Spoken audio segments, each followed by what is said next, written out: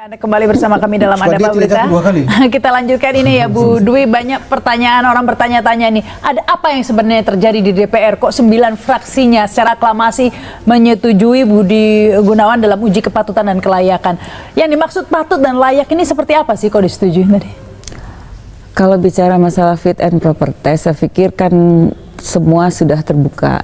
Dan masalah fit and proper test itu bukan hanya satu kali, apalagi untuk calon Kapolri itu kan udah berkali-kali dan selalu dengan proses-proses melalui satu prosedur yang tidak berbeda.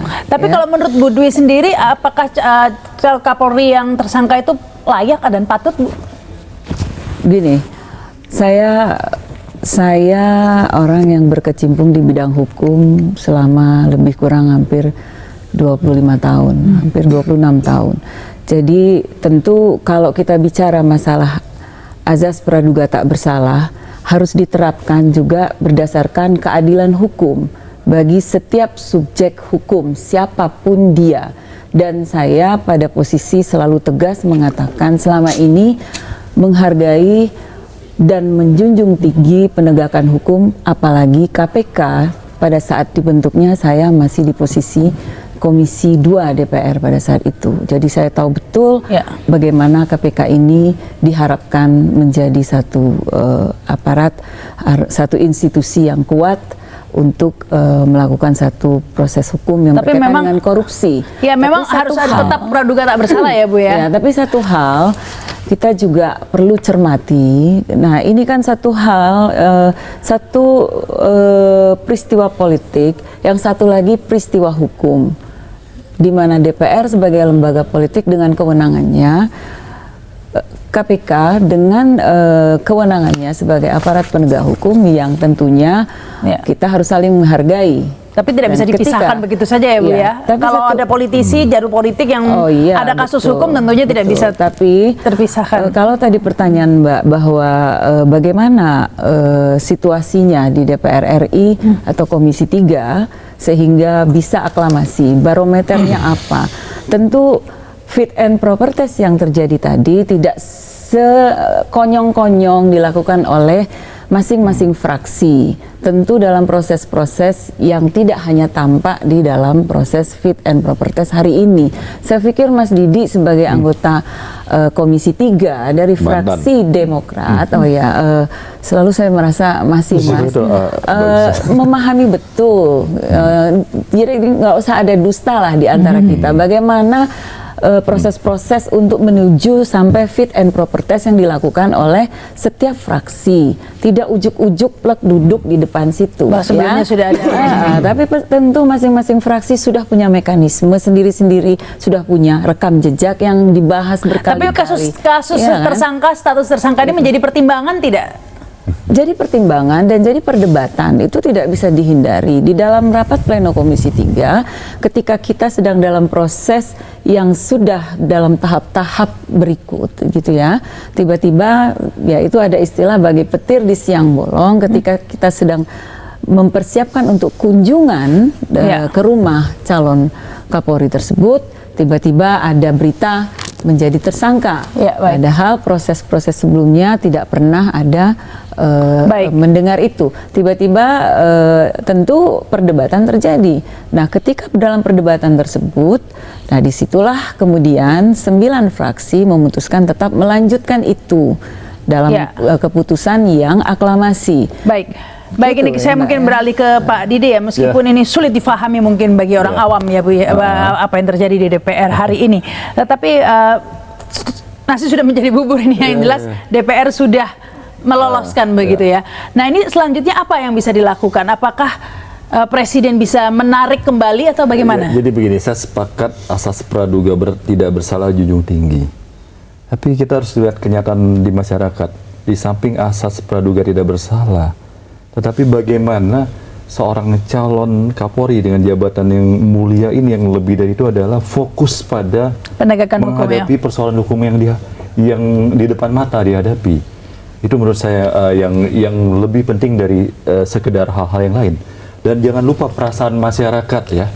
Perasaan masyarakat itu bagaimana kita melihat ini kan tersangka, ya walaupun finalnya adalah proses pengadilan, tapi alangkah sangat mulianya bagi seorang calon number one di kepolisian itu menghadapi dulu proses hukum.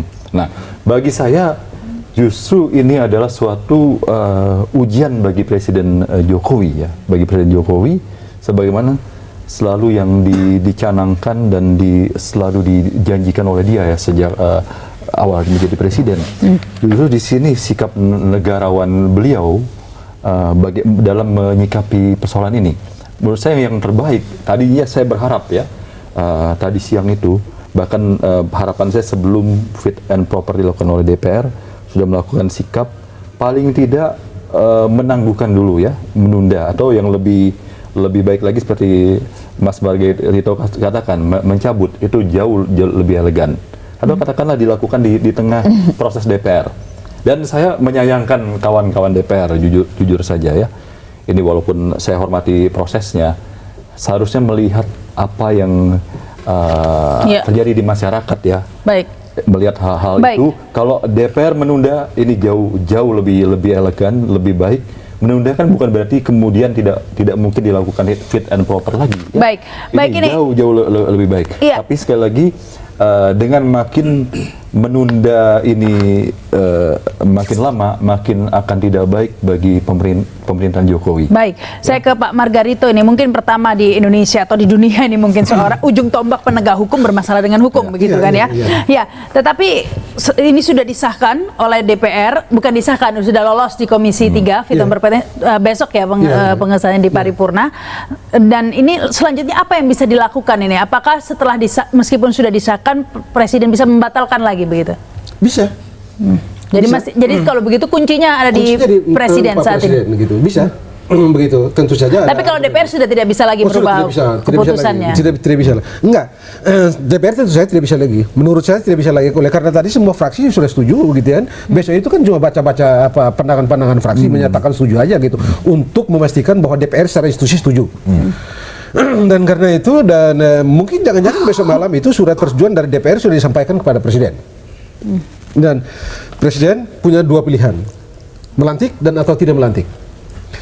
Melantik ada soal gitu ya, dan tidak melantik, saya betul-betul tadi saya berpikir kalau tidak melantik, saya betul-betul Pak Budi itu dihabisi itu.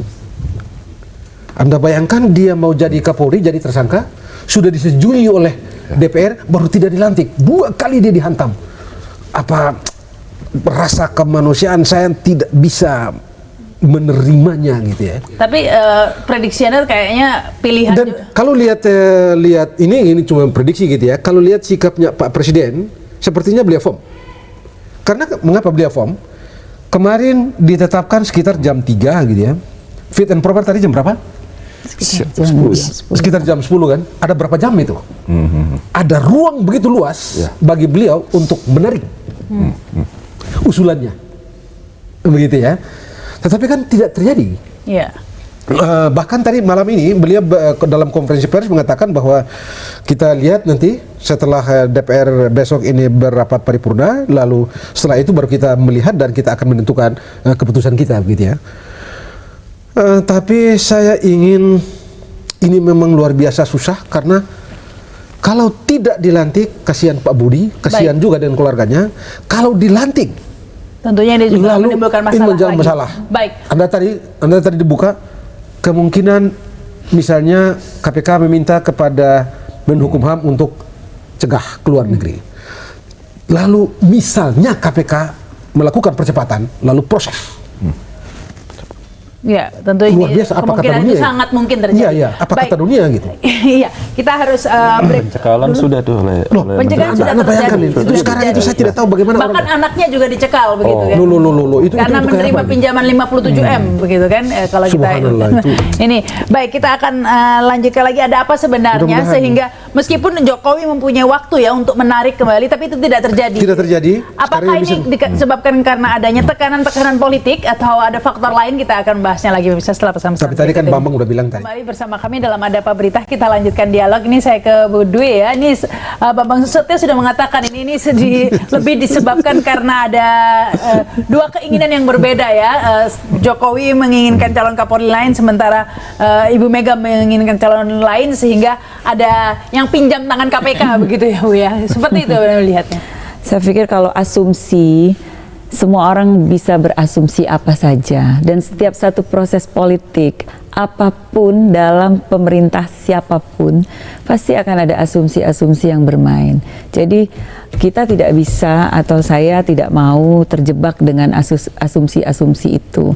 Yang pasti bahwa proses untuk sampai menuju ke Senayan, ketika Presiden mengirimkan surat, tentu semua sudah dijelaskan bahwa tidak begitu saja, ada Kompolnas yang dengan prosedur-prosedurnya, kemudian Presiden juga sudah mengirim surat secara resmi kepada DPR, DPR melakukan satu proses politik. Ya, tapi waktu itu belum ada status tersangka ya, Bu. Maksudnya adalah setelah ada status tersangka, tidak ada yang bergeming begitu loh. Baik DPR, baik Jokowinya, semuanya tidak bergeming. Ini ada apa begitu? Kalau gitu Mbak harus tanya dengan masing-masing fraksi yang ada di DPR yang menyetujui. Itu saya nggak bisa menjawab. Kalau kita PDI Perjuangan jelas tentu menyetujui dengan alasan-alasan yang sesuai dengan prosedur yang sudah dilakukan itu ya. Tapi kalau misalnya ditanya kenapa fraksi lain juga setuju, sebaiknya Mbak nanti tanyakan dengan masing-masing fraksi yang lain. Kalau asumsi yang disampaikan tadi, yang dikutip dari apa yang disampaikan oleh Mas Bambang Susatyo, bahwa istilahnya apa tadi, ada konflik antara Tengku Umar dan istana begitu. Saya yakinkan dan saya pastikan tidak ada. Ya, tidak ada, karena ini merupakan hak prerogatif Presiden. Kita boleh punya calon, kita boleh usulkan, PDIP boleh mengajukan siapapun, fraksi lain bisa mengajukan siapapun, keputusan tetap tangan Presiden. Tidak ada hal-hal yang harus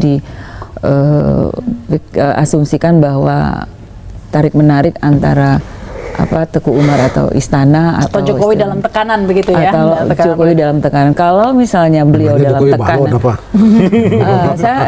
saya rasa tiup galon Pak, bukan ditekan. Kan proses-proses berjalan ketika sejak beliau jadi presiden sampai sekarang sudah bisa dilihat apakah beliau dalam kondisi ditekan. Saya pikir ini terbuka kok. Beliau tentu dalam tanda kutip bukan orang sembarangan untuk bisa ditekan oleh siapa. Baik, kita ke Pak Didi ya. Tadi itu meski seandainya begitu ya, seandainya asumsi ini benar, tentunya ini akan berat bagi bolanya semuanya diserahkan ke Jokowi. DPR sudah menyetujui. Kalau prediksi Anda, beranikah begitu ya Jokowi kemudian tidak melantik Budi Gunawan?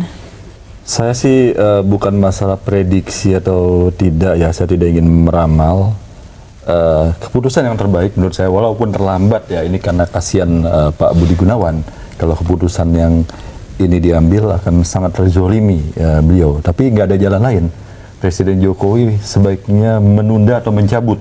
Ini langkah yang terbaik menurut hemat saya. Atau ada kalau tidak, bukan pertaruhan bagi Kapolri, yang lebih besar pertaruhan bagi Pak Jokowi sendiri, yang akan sangat mengganggu perjalanan berikut pemerintahan beliau. Ini akan menjadi batu sandungan yang mana akan menjadi polemik yang terus-menerus ya, apalagi kalau kemudian KPK menetapkan sebagai membawa ke proses hukum ke pengadilan. Atau ada langkah lain jika kemudian Budi Gunawan menyatakan dirinya mengundurkan diri, tidak bersedia dicalonkan sebagai Kapolri. Nah, itu urusan bisa saja antara Jokowi ya bicara dengan Pak Budi Gunawan dari hati ke hati, mengambil suatu langkah yang terbaik, langkah negarawan, bisa saja, dan itu menurut hemat saya jauh lebih baik daripada memaksakan Pak Budi Gunawan ya dengan alasan ini tidak melanggar konstitusi dan sebagainya yang saya tadi dengar dari beberapa kawan-kawan di DPR. Itu sangat tidak elegan. Menurut saya harus ada Pak Jokowi harus bicara dengan Pak Budi Gunawan, cari solusi yang terbaik.